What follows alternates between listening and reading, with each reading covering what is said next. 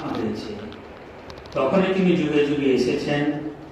তিনি গীতার বাণী প্রচার করেছেন। তিনি উপনিষদের মাধ্যমে জীবন বা জীবন চর্চাকে তিনি তুলে ধরেছেন সাধারণ জনমানসে। এমন এক ব্যক্তি যিনি লেখাপড়া জানতেন না, সইও করতে জানতেন না, অথচ বলা হয়, আগেকার দিনে বলা হতো বা বাইবেল খ্রিস্টরা বলতেন যে যিশু হচ্ছেন একমাত্র অবতার যিনি জেলেদের ভাষায় কথা বলেছেন। আপনারা জানেন যে যিশু খ্রিস্ট তার প্রথম শিষ্য 12 জন, তারা সবাই হচ্ছেন জেলে, মাছ ধরতেন। তিনি জেলেদেরকে তিনি আপন করে নিয়েছিলেন এবং তাদের ভাষায় কথা বলে তিনি সেই তার বাণীকে, তার বক্তব্যকে তিনি দ্বারে দ্বারে পৌঁছে দিয়েছিলেন।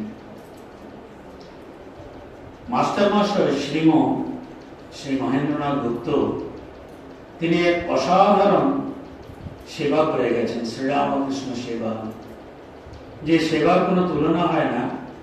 তার জন্য তাকে আমরা বলবো আধুনিক কালে স্টেনোগ্রাফার। এত তার ফটোস্টেটিক মেমোরি, শিল্পীটা হচ্ছে যেন ছবি তুলে রাখা, ক্যামেরায় ছবি তুলে রাখলে যেমন ছবিটা পরবর্তীকালে আমরা দেখে বুঝতে পারি কোন জায়গায় গিয়েছিলাম, তার স্মৃতি ছিল ফটোস্টেটিক মেমোরি, যে মেমোরিতে তিনি যা কিছু তিনি তুলতেন, যা কিছু তিনি লিখে রাখতেন, সেগুলি পরবর্তীকালে গরুর মতো জাবর কেটে তার ভেতর থেকে সারাংশ তুলে ধরতেন। মাস্টারমশাই যদি না থাকতেন তাহলে শ্রীরামকৃষ্ণকে আমরা হারাতাম। তাই মাস্টারমশাইকে তিনি শ্রীরামকৃষ্ণ নিয়ে এলেন এক অদ্ভুত উপায়ে, আমরা কথামৃত পড়লেই বুঝতে পারি। তার সেই এমন এক মহাপুরুষের জন্ম, যে মহাপুরুষকে আমরা আমাদের শ্রীরামকৃষ্ণ লীলা প্রসঙ্গে শারদানন্দজি বলছেন, নিত্যানন্দের খোলে চৈতন্যের আবির্ভাব। নিত্যানন্দের খোলে উপরের মোড়কটা নিত্যানন্দ, তাতেই চৈতন্যদেব সেই মোড়কেই তিনি আবার অবতীর্ণ হয়েছেন। আপনারা জানেন কিনা জানি না, জেনে রাখা ভালো, শ্রীরামকৃষ্ণের জন্ম তারিখ ছিল 17ই ফেব্রুয়ারি। যেহেতু 17ই ফেব্রুয়ারি রাত 12টার পরে, তাই আধুনিক কালে তাকে তার জন্ম তারিখ বলা হচ্ছে 18ই ফেব্রুয়ারি। এই 18ই ফেব্রুয়ারি আর এক মহাপুরুষের জন্ম হয়েছিল। আজ থেকে 540 বছর আগে তিনি নবদ্বীপে এসেছিলেন। তিনি চৈতন্যদেবের আবির্ভাব ঘটেছিল। আমরা তার তিথি আবির্ভাব পাবো দোল পূর্ণিমায়, তার তিথি আবির্ভাব পাবো, কিন্তু তিনি যে জন্মদিন তার হচ্ছে 18ই ফেব্রুয়ারি। তার মানে বোঝা যাচ্ছে নিত্যানন্দের খোলে শ্রীরামকৃষ্ণ রূপ আবার চৈতন্য, তিনি আবার চৈতন্যের মোড়কে তিনি নেমে এলেন আমাদেরকে শেখাতে। কি শেখাতে? তিনি শেখালেন প্রেম ভক্তি বিলাতে তিনি এলেন। তার একটাই তার জিনিস যেটি তিনি পৌঁছে দিয়েছিলেন, যাকে স্বামীজি পরবর্তীকালে বলছেন শ্রীরামকৃষ্ণ পুরোপুরি কেমন, তিনি লাভ পার্সনিফাইড। তার 4টি হচ্ছে পিলার, LOVE। এই ভালোবাসার মূর্ত প্রতীক হচ্ছেন শ্রীরামকৃষ্ণ। স্বামী বিবেকানন্দকে বহুবারই বলা হয়েছে যে আপনি শ্রীরামকৃষ্ণ সম্বন্ধে বা শ্রীরামকৃষ্ণের জীবনী লিখুন, কারণ আপনি তার প্রধান সেনাপতি, আপনি তার প্রধান শিষ্য, আপনাকে তিনি সব থেকে বেশি ভালোবাসতেন, আপনাকে তিনি সপ্তর্ষি মণ্ডল থেকে নিয়ে এলেন এই পৃথিবীর বুকে, আপনি শ্রীরামকৃষ্ণ জীবনী লিখুন। স্বামী বিবেকানন্দ, নরেন্দ্রনাথ দত্ত বলুন, স্বামী বিবেকানন্দ বলুন, তিনি কিন্তু ঠাকুরের কোনো জীবনী লেখার দিকে কোনো আগ্রহী প্রকাশ করলেন না। তাকে যখনই গিরিশবাবু জিজ্ঞেস করেছেন, গিরিশচন্দ্র ঘোষ, তখনই তিনি শুধু একটি কথা বলেছেন, আপনি কি বলেন, আমি কি শিখ পড়তে বাঁদর পড়ব? তিনি পরবর্তীকালে বহু জায়গায় বলেছেন, তার একটি বক্তৃতা আছে মদীয় আচার্যদের, বাংলা রূপান্তর, অরিজিনালি ইংরেজিতে এই বক্তৃতাটি, এর নাম হচ্ছে মাই মাস্টার।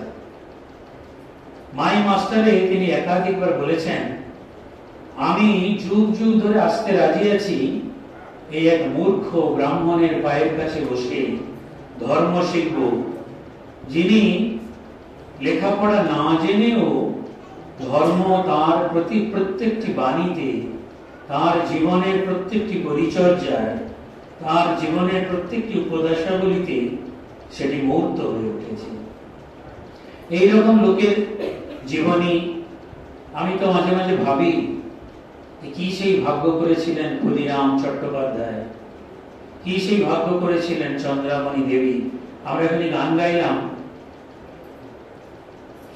স্বামী প্রেমেশানন্দজি মায়ের শিষ্য, ম্যাক্সিমাম গান আমি তারই গাইলাম। তিনি ওই দেখলেন যে তুমি এলে ফাল্গুনে, গানটি তাঁরই লেখা, কি সুন্দর তার ভাষা শুনুন। ফুল্ল কানন মলয়া নীল কম্পনে, মলয় বাতাস কখন বয়? ফাল্গুন মাসে, বসন্তে।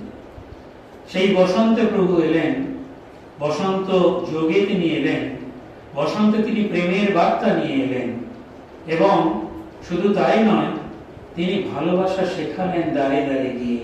করোয়া কিস্তি হাতে শুনলেন গানটি, এই গানটি ঠাকুর গাইতেন, তারে কই পেলাম সই, হলাম যার জন্যে পাগল। তাকে তিনি সেখানেও তিনি বলছেন যে যার জন্য তিনি পাগল হয়েছেন, তার জন্য তিনি তার জীবনে তিনি করে দেখিয়েছেন।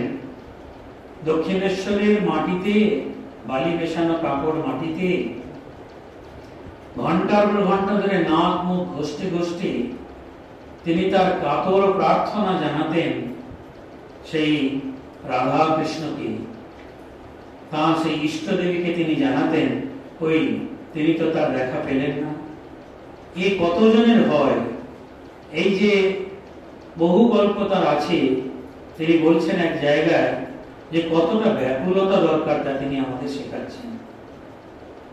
গুরু শিষ্যকে বললেন যে তুমি যদি তাকে পেতে চাও তাহলে তোমাকে তার জন্য কষ্ট করতে হবে, তুমি আমার সঙ্গে এসো। তিনি নিয়ে গিয়ে একটি নদীতে নামলেন। নদীতে নেমে শিষ্যকে ডুব দিতে বললেন। শিষ্য ডুব দিলেন, অমনি শিষ্যকে তিনি চেপে ধরলেন জলের মধ্যে। কিছুক্ষণ পরে তাকে ছেড়ে দিতে শিষ্যটি হাঁপ ছেড়ে বাঁচল। তখন গুরুদেব বললেন, তোমার জলের মধ্যে কিরূপ মনে হয়েছিল? বলছেন, আগে আমার প্রাণ আটুপাটু করছিল। ঈশ্বরের জন্য যখন প্রাণ আটুপাটু করবে তখনই তুমি তার দর্শন পাবে। কি সুন্দর ঘরোয়া কথায় এত সুন্দর করে উদাহরণ এরা কেউ দিতে পেরেছেন বলে মনে হয় না। তাই স্বামীজি, স্বামী বিবেকানন্দ, তিনি মাই মাস্টারে তিনি বলছেন, মদীয় আচার্যদের বক্তৃতায় তিনি বলছেন, আমি এখন একজনের পায়ের কাছে বসে ধর্ম শিখেছি। আমেরিকায় বক্তৃতায় তিনি দিয়েছেন। কলকাতা থেকে প্রায় 150 কিলোমিটার দূরে এক অজ পাড়া গাঁয়ে শুধুমাত্র ভক্তি নিষ্ঠা উপরে, ভক্তির মাধ্যমে তিনি তার পিতা, তার মাতা তাকে পেয়েছেন। তিনি স্বয়ং তার গয়াতে তার পিতা গিয়ে স্বপ্নাদেশ হয়েছিল, তিনি পিতা তাকে দেখতে পেয়েছিলেন। তিনি নিজে যেচে বলেছেন, আমি তোমার ঘরে আসতে চাই। ক্ষুদিরাম যখন কাতর প্রার্থনা জানিয়েছেন, তার বাড়িতে তার দারিদ্রের কথা জানিয়েছেন যে তাঁরই দুমুঠো খাওয়া জোটে না, তিনি খুঁড়ো খেয়ে থাকেন, সেখানে কি করে তিনি সেই যুগাবতার যিনি আসবেন তাকে তিনি কি করে তিনি পালন করবেন? কোনো কথা না শুনে স্বয়ং প্রভু বিষ্ণুবতার নারায়ণের অবতার, তিনি তাকে আশ্বস্ত করে বলেছেন, তুমি যা খাও, যেভাবে তুমি থাকো, সেভাবেই আমার সেবা করবে, আমি তাতেই সন্তুষ্ট হব। স্বামীজি তাই বলছেন, এমন একজন এসেছিলেন এবং তিনি বাংলায় তিনি জন্ম নিলেন। স্বামীজি তাকে বলছেন, তিনি অবতার কি? অবতারের বাবা। তিনি বলছেন তার বক্তৃতায়, অবতার তিনি বলছেন ইনকারনেশন। কিরকম তিনি অবতার? বলছেন latest and the most perfect. Latest, একেবারে আধুনিকতম। যিনি কখনো যিনি বলছেন না তোমাকে এই এত পুজো করতে হবে, এত জপ করতে হবে, এত ধ্যান করতে হবে না। শিষ্য ভেদে, অধিকারী ভেদে তিনি উপদেশ দিচ্ছেন। তিনি বলছেন কাউকে, তিনি বলছেন যে শুধুমাত্র গিরিশ ঘোষকে তিনি বলছেন খেতে বসার আগে একটু আমাকে মনে করতে পারবে না, শুধু এইটুকু করলেই আমি সন্তুষ্ট। এমনই তিনি অবতার। শ্রীরামচন্দ্র এসেছেন তিনি রাজার বংশে তিনি জন্ম নিয়েছেন। তিনি এসেছিলেন, তার একটা বিশেষ পারপাস ছিল, উদ্দেশ্য ছিল। সেই উদ্দেশ্যকে অবলোকন করে, উপলক্ষ করে তিনি এসেছিলেন। শ্রীকৃষ্ণ আপনারা জানেন, তিনিও এসেছিলেন, রাজার বংশে জন্মেছিলেন, কিন্তু তার জন্ম হয়েছিল কারাগারের মধ্যে। আর ইনি জন্মালেন এক গরিবের ঘরে, যেখানে ঢেঁকিশাল আছে, সেই ঢেঁকিশালে জন্মালেন। শুধু জন্মালেন নয়, জন্মানোর পরে মায়ের সঙ্গে, মায়ের দুঃখ মাকে তিনি এক বিন্দু তিনি দুঃখ পেতে দেননি। তিনি মায়ের সঙ্গে তিনি থেকে থেকে তিনি মাকে ভালোবেসেছেন। শুধু তাই নয়, মা চন্দ্রামণি দেবীকে তিনি তার পিতৃবিয়োগে সামান্যতম আয়োটা অফ গ্রিফ, আমরা ইংরেজিতে বলি, সামান্যতম শোককেও তিনি তাকে উপলব্ধি করতে দেননি। তাই স্বামীজি বলছেন অবতার, তিনি অবতার বরিষ্ঠ। তাই তিনি বলছেন অবতারের বাবা। যেখান থেকে অবতারের উৎপত্তি হচ্ছে, স্বামী শারদানন্দজি লীলা প্রসঙ্গে লিখছেন, সেখান থেকে তিনি এসেছেন। তাই তিনি latest and the most perfect, আধুনিকতম এবং সব থেকে পূর্ণ যোগাবতার তিনি। এমন একজনের জন্ম হয়েছিল কামারপুকুরে। সেই গানটি আমি গাইলাম, প্রেমেশানন্দের বিখ্যাত গান, আজি কামারপুকুরে চলো মন। কি সুন্দর তার কথাগুলো। কিসের নেশায় ঘুরি জন্ম জন্ম ধরে, জন্ম জন্ম ধরে কিসের নেশায় ঘুরেছি। সেই নেশার জন্য, সেই নেশা ভাঙাতে তিনি এলেন। নেশা করিয়ে নেশা ভাঙানো। বলছেন তুমি কারণ পান করবে, মদ খাবে, খাও, তুমি মা কালীর নাম করে খাও। কি অদ্ভুত শিক্ষা! যে শিক্ষায় তিনি, এটা শুধু শিক্ষা নয়, তার অন্তরের উপলব্ধি, সেই উপলব্ধিকে তিনি সামনে এনে তিনি এই পৃথিবীতে এসেছিলেন।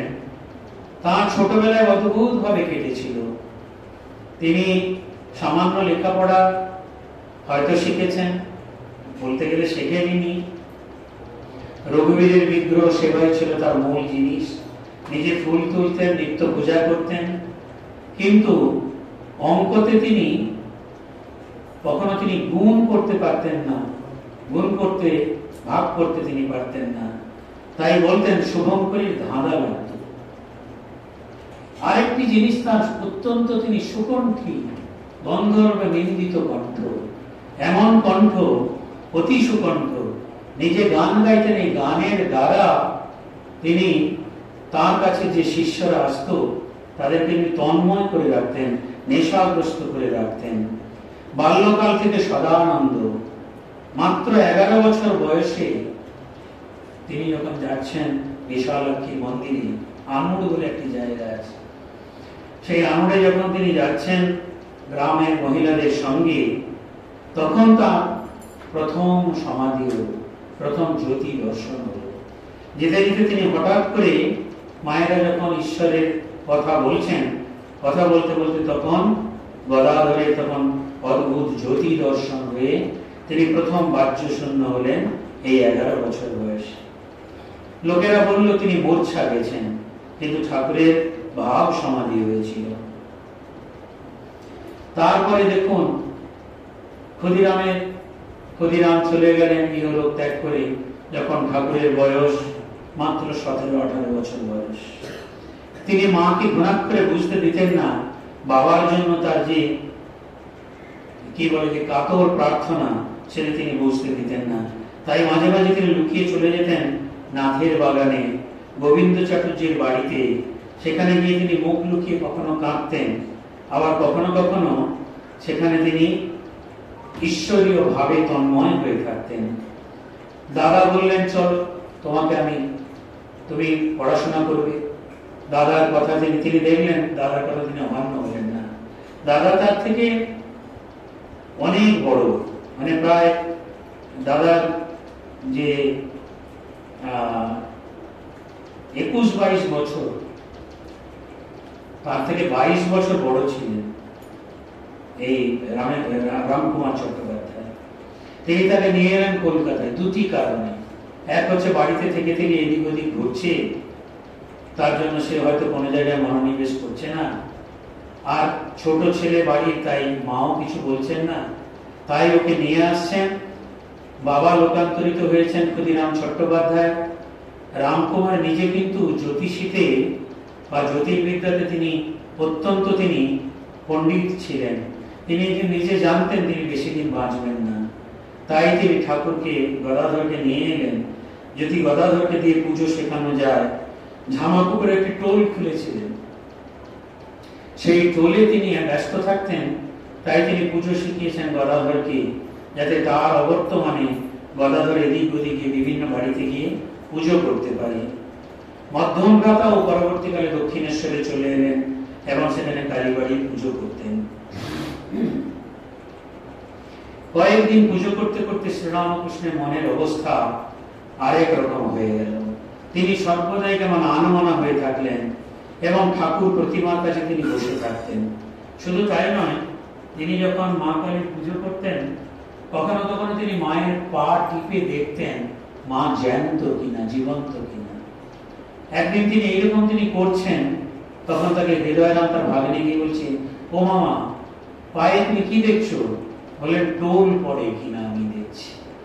হৃদয়রাম বলে, তোমার মামা তো মাথাটা একবারে খারাপ হয়ে গেছে, মা তো পাথরের মূর্তি। বলে, তুই চুপ কর, তুই কিছু জানিস না। তুই জানিস মা আমার জীবন্ত, মা আমার কাছে জীবন্ত। তিনি আমাকে সবকিছু দেখিয়ে দেন, তাই আমি দেখছি। আর যখন সেই মায়েরই দেখা পেলেন না, তখন তিনি মায়ের খড়গ নিয়ে তিনি নিজেকে শেষ করতে গেছিলেন। সেই উদাহরণ আমরা তার জীবনে দেখেছি। এইভাবে আনমানা থাকতে, এবং এরপরে কি হলো, যখন দেখা গেল যে না, কিছুতেই কিছু হচ্ছে না, তাকে কিছুতেই তার ভাব তন্ময়তা কাটছে না, তখন আত্মীয়রা ভাবলেন তাহলে বিয়ে দিলে বুঝি সেই ভাব তন্ময়তা কাটবে। এইভাবে তার আত্মীয়রা তাকে কামারপুকুরে নিয়ে এলেন এবং কামারপুকুরে অনেক কন্যা খোঁজ করার পরে পাওয়া গেল কামারপুকুর থেকে 2 ক্রোশ দূরে জয়রামবাটি গ্রামে রামচন্দ্র মুখোপাধ্যায়ের কন্যা শারদামণি দেবী, তার সঙ্গে তার বিবাহ হলো। তখন ঠাকুরের বয়স 22 কিংবা 23, আর মায়ের বয়স মাত্র 6 বছর বয়স। বিবাহ তো হলো, সবাই ভাবলো এরপরে নিশ্চয়ই তার ভাব তন্ময়তা কাটবে এবং সংসারের দিকে মন দেবে। সেই গুড়ে বালি তা হবার নয়, কারণ বিধাতার বিধান, বিধাতার লিখন অন্য কিছু। এমন সময় একটি ঘটনা ঘটল। শারদামণি দেবীকে যখন তিনি বিবাহ করলেন, তখনকার দিনে ছিল বরপক্ষ থেকে সেখানে অর্থ দিতে হতো এবং অলংকার দিতে হতো। সেই মরদ ছিল না কামারপুকুরের গদাধর চট্টোপাধ্যায়ের বাড়িতে। তাই তারা কি করলেন, লাহাদের বাড়ি থেকে অলংকার নিয়ে এসে সেগুলি নিয়ে গিয়ে জয়রামবাটিতে শারদামণি দেবীকে পড়ানো হলো এবং তার বিবাহ হলো। এবং যখন বিবাহ হলো, তিনি এলেন কামারপুকুরে। কামারপুকুরে আসার পরে একদিন দেখছেন গদাধর চট্টোপাধ্যায়, গদাধর দেখছেন মা চন্দ্রাবতী অত্যন্ত বিষণ্ণ হয়ে আছেন। তিনি জিজ্ঞেস করলেন, মা কি হয়েছে? মা তখন বললেন, দেখ, লাহাবাবুর বাড়ি থেকে এই গয়নাগুলো নিয়ে আসা হয়েছে মাত্র কয়েকদিনের জন্য, কালকে তার ফেরত দেওয়ার শেষ দিন, কিন্তু এই ছোট্ট মেয়েটি সেটি পরে আছে, কি করে তার গা থেকে ওটা খুলবো তাই আমি ভাবছি। গদাধর বললেন, ও তোমাকে কিছু ভাবতে হবে না। তিনি করলেন কি, সেই রাতে যখন মা শারদামণি শুয়ে পড়েছেন, তখন তিনি তার গা থেকে সমস্ত অলংকার খুলে তিনি সেগুলিকে পটলি করে মাকে দিলেন, মা চন্দ্রামণি দেবীকে দিলেন। সকালে উঠে যখন শারদামণি দেখলেন যে তার গায়ে কোনো অলংকার নেই, তিনি কাঁদতে লাগলেন এবং তার বাড়ির তার বাবার বাড়ির লোকেরা তাকে নিয়ে চলে গেল জয়রামবাটিতে। এই ছোট্ট গদাধর মাকে সান্ত্বনা দিচ্ছে, মা চন্দ্রামণি দেবীকে, তুমি কেঁদো না মা, ওরা যা করবে করুক, বিয়ে তো ফেরাতে পারবে না। সুতরাং অলঙ্কার নিয়ে গেছে, বিয়ে হয়ে গেছে যখন, তখন আর এই বিয়ে ফেরত হওয়ার কোনো জায়গা নেই। আবার তিনি কিছুদিন পরে ফিরে এলেন দক্ষিণেশ্বরে। আবার শুরু হলো তার সাধন অবস্থা। কালী বিগ্রহ পুজো করতে করতে কি সব অদ্ভুত ঈশ্বরীয় রূপ দর্শন করেন।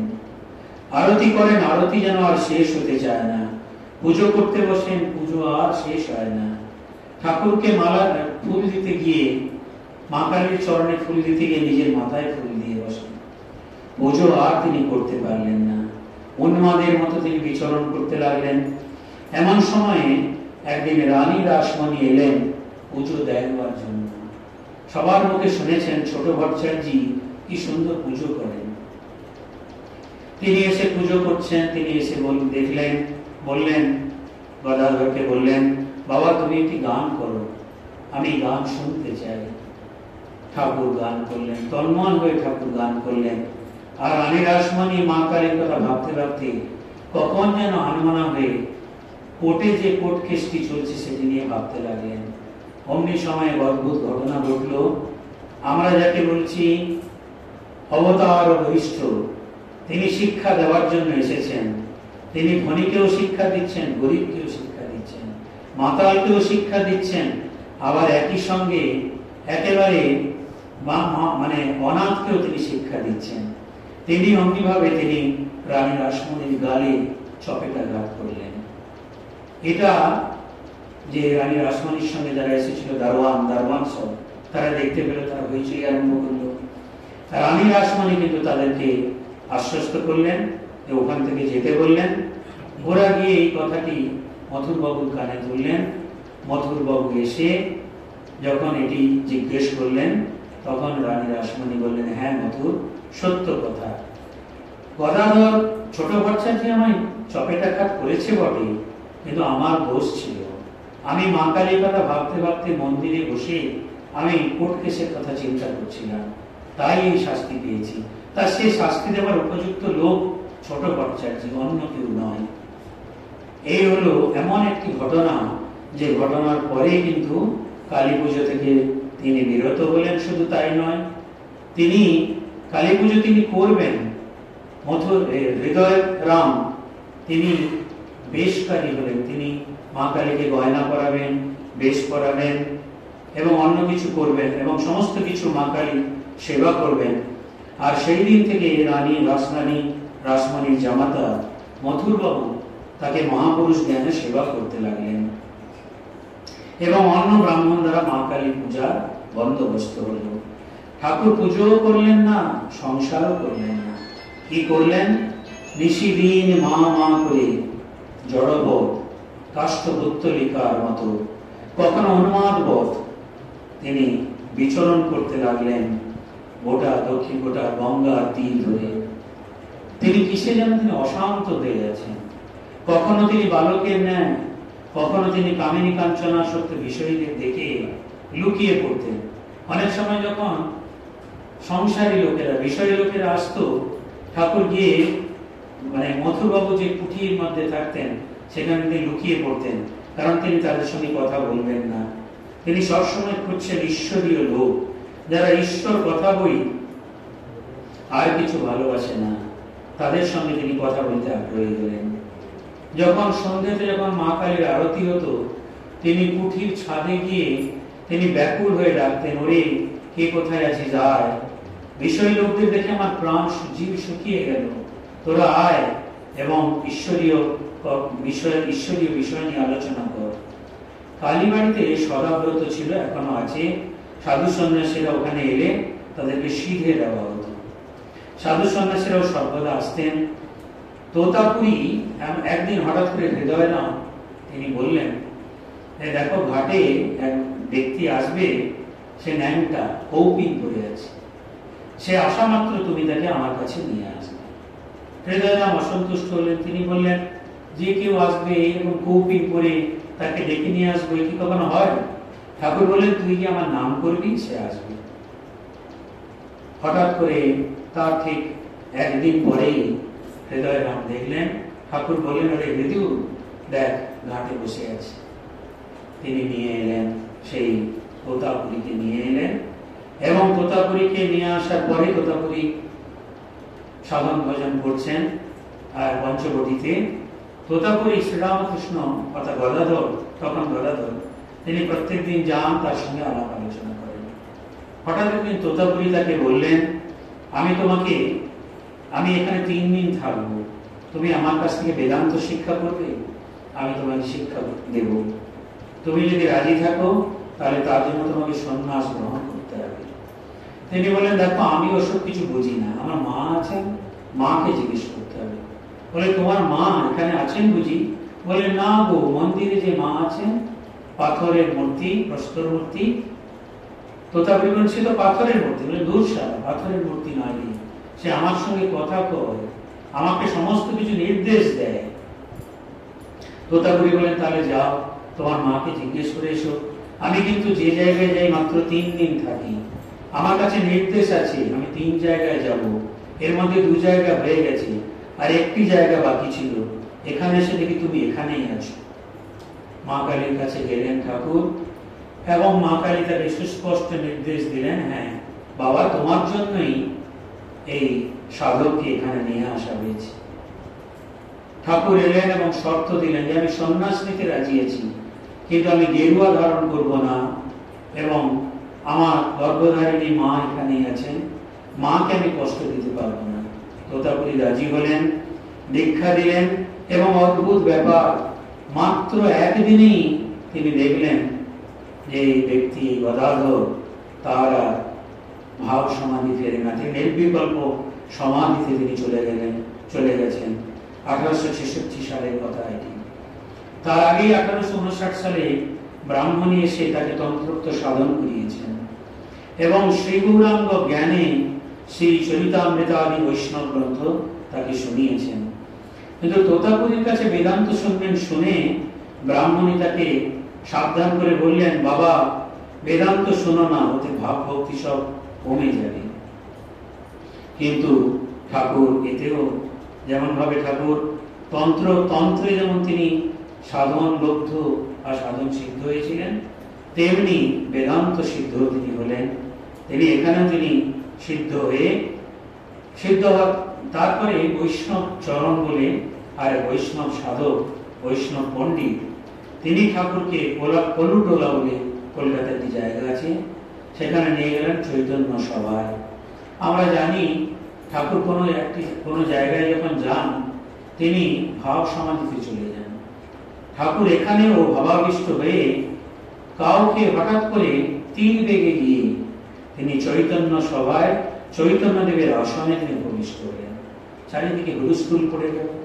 বৈষ্ণব চরণ চৈতন্য সভার সভাপতি ছিলেন। বৈষ্ণব চরণ মথুরকে পরবর্তীকালে বলেছিলেন, এ উন্মাদ সামান্য নয়, প্রেমোন্মাদ, ইনি ঈশ্বরের জন্য পাগল। ব্রাহ্মণীয় বৈষ্ণব চরণ দেখলেন ঠাকুরের মহাভাবের অবস্থা। শ্রী চৈতন্যদেবের ন্যায় কখনো অন্তর্দশা, অর্থাৎ কখনো তিনি জড়বৎ সমাধিস্থ, কখনো অর্ধবাহ্য দশা, আবার কখনো বা বাহ্য দশা।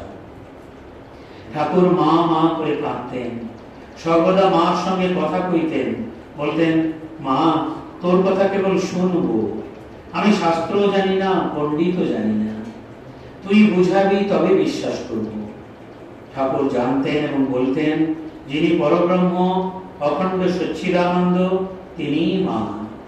ঠাকুরকে জগন্মাতা বলেছিলেন, তুই আর আমি এক, তুই ভক্তি নিয়ে থাক জীবের মঙ্গলের জন্য, ভক্তেরা সকলে আসবে, তোর তখন কেবল বিষয়দের দেখতে হবে না, অনেক শুদ্ধ কামনা শূন্য ভক্ত আছে, তারা আসবে।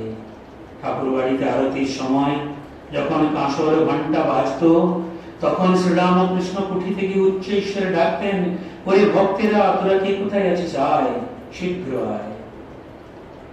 মাতা চন্দ্রমণি দেবীকে ঠাকুর জগজ্জননীর রূপান্তর জ্ঞানে পুজো করতেন, এবং সেইভাবে তিনি তাকে দেখতেন। বড় ভাই রামকুমারের যখন স্বর্গলাভ হলো, মা তখন পুত্র সুখে কাতর হয়ে পড়লেন। 3-4 বছরের মধ্যে তিনি তার মা চন্দ্রামণি দেবীকে কালীবাড়িতে নিয়ে নিজের কাছে এনে রাখলেন এবং প্রত্যেকদিন দর্শন পদধূলি নিতেন এবং মা কেমন আছো জিজ্ঞাসা করতেন। ঠাকুর দুবার তীর্থে গমন করেছিলেন। প্রথমবার মাকে সঙ্গে করে নিয়ে যান, সঙ্গে ছিলেন রাম চাটুর্যী এবং মথুরবাবু কয়েকটি পুত্র। তখন সবে রেল কাশি রেল খুলেছে। তার অবস্থান্তরের 500 বছরের মধ্যে তিনি রাত দিন তিনি সমাধিস্থ হয়ে থাকতেন, ভাবে ঘর ঘর মাতোয়ারা। এবার তিনি 1863 সালে তিনি বৈদ্যনাথ দর্শন করেছেন এবং তারপরে কাশীধাম এবং প্রয়াগ দর্শন করেছেন। দ্বিতীয়বার তিনি তীর্থে গেছেন তার 5 বছর পরে 1868 সালে মথুরবাবু এবং তাঁর স্ত্রী জগদম্বা দাসীর সঙ্গে। ভাগ্নে হৃদয় তার সঙ্গে এবারে ছিলেন। এই যাত্রায় তিনি কাশীধাম, প্রয়াগ, বৃন্দাবন দর্শন করেছেন। কাশীতে মণিকর্ণিকায় সমাধিস্থ হয়ে বিশ্বনাথের গম্ভীর চিন্ময় রূপ দর্শন করেছেন। মুমূর্ষুদিগের কর্ণে তারক ব্রহ্ম নাম দিতেছেন কে বিশ্বনাথ, এটা তিনি দর্শন করেছেন। আর মৌনব্রতধারী ত্রৈলঙ্গ স্বামীর সঙ্গে তিনি আলাপ করেছেন। মথুরায় ধ্রুবঘাটে বসুদেবের কোলে শ্রীকৃষ্ণ, শ্রী বৃন্দাবনের সন্ধ্যা সময়ে ফিরতি গোষ্ঠে শ্রীকৃষ্ণ ধেনু নিয়ে আসছেন, যমুনা পার হচ্ছেন দেখে সেই ভাবচক্ষে তিনি দর্শন করে তিনি সমাধিস্থ হয়েছেন। নিধুবনের রাধা প্রেমে বিভোর গঙ্গা মাতার সঙ্গে আলাপ করে তিনি অত্যন্ত আনন্দিত হয়েছেন। এরপর তার অন্য একটি জীবনের স্তর আরম্ভ হল। কেশব সেনের সঙ্গে তিনি বেলঘরে, কেশব সেন যখন বেলঘরের বাগানে ছিলেন, বেলঘরিয়া বাগানে, তখন তিনি হৃদয়ের সঙ্গে তিনি যান তাকে দর্শন করতে। তাকে দেখেই তিনি বলেছিলেন এরই ল্যাজ খসেছি। এই তার প্রথম। কেশব সেনকে তিনি তার ভক্তদের কাছে তিনি সেখানে তাকে মানে উল্লেখ করলেন যে এই কেশব সেন কিন্তু সাধারণ মানুষ নন। সেটি ছিল 1875 খ্রিস্টাব্দ। বিশ্বনাথ উপাধ্যায় নেপালের কাপ্তেন এ সময় তার কাছে আসতেন। শিথির গোপাল, বুড়ো গোপাল ও মহেন্দ্র কবিরাজ কৃষ্ণনগরের কিশোরী মহিমাচরণ তারা ঠাকুরকে দর্শন করতে আসতেন। অন্তরঙ্গ ভক্তেরা 1879-80 সালে ঠাকুরের কাছে আসতে থাকেন।